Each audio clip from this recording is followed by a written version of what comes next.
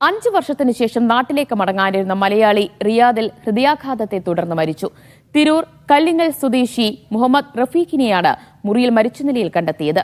നാട്ടിലേക്ക് പോകാനുള്ള ഒരുക്കത്തിനിടെ ഇന്നലെയായിരുന്നു മരണം.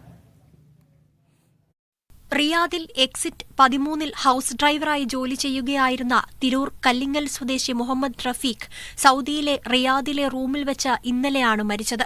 ഉറക്കത്തിനിടെ മരണം സംഭവിച്ചെന്നാണ് നിഗമനം. ടിക്കറ്റ് സ്വന്തമാക്കി ഇന്നലെ വിമാനത്താവളത്തിലേക്ക് പോകാൻ മണിക്കൂറുകൾ മാത്രം ബാക്കിയുള്ളപ്പോഴായിരുന്നു മരണം. ഫോണിൽ റഫീഖിനെ കിട്ടാതായതോടെ കൂട്ടുകാർ തിരക്കിയെത്തിയപ്പോഴാണ് കിടക്കയിൽ മരിച്ച നിലയിൽ കണ്ടെത്തിയത്.